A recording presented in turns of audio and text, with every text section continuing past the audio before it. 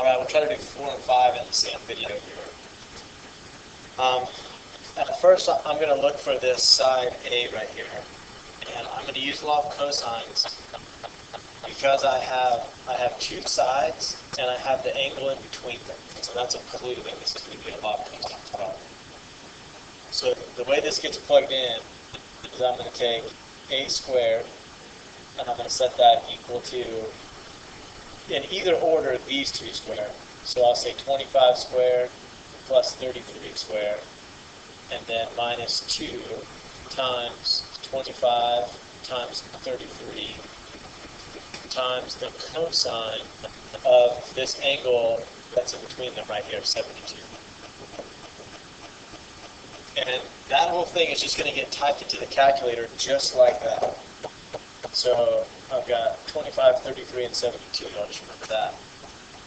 So this is going to be 25 squared plus 33 squared minus 2 times 25 times 33 times the cosine of 72 degrees.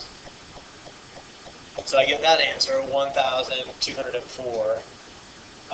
But that's what a squared is. I want to know what a is. So I'm going to take the square root of that answer, and that gives me 34.7.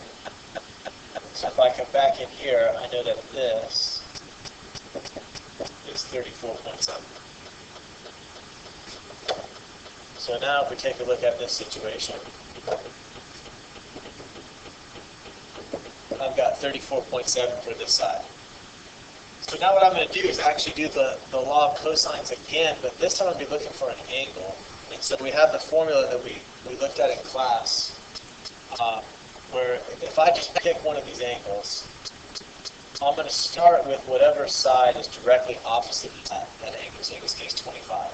So if I wanted to find angle C, our formula says we take the inverse cosine of this first, so 25 squared, minus the other two, so minus 33 squared, and also minus 34.7 squared.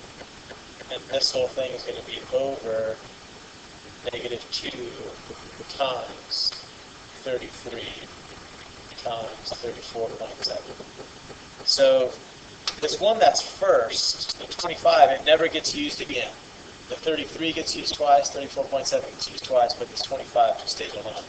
But the reason the 25 got that special treatment is because it's opposite of the angle that we're trying to find. If we were trying to find B, then 33 would get the special treatment. So it just depends on which way you set up the problem. But now we're going to go back into the calculator and just figure out what this number is. So we'll have second cosine to get the inverse. So we had 25 squared minus 33 squared minus 34.7 squared. And I actually already messed up my parentheses. So I'm going to go back over here a ways. And make sure that in front of this 25, I'm going to insert a parenthesis. So I have that entire top quantity ready to be calculated first, and then to divide the bottom quantity, which was negative 2 times 33 times 34.7. Then I'll close that parenthesis, close out the bottom, close one more parenthesis, close out the entire inverse cosine. And this gives me 43.3 degrees. So that was for angle C.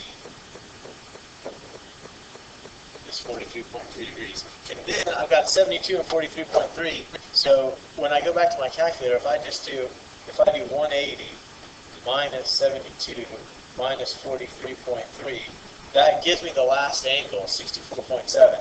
Because I know that all the angles have to add up to 180. So these are both angles. I'll put the 3's on both of those. But that's the idea. And you can actually see that you're going to end up doing almost the same thing with 5. It's just that we're going to use the law of sines. But I'm going to stop this video and do that one separate.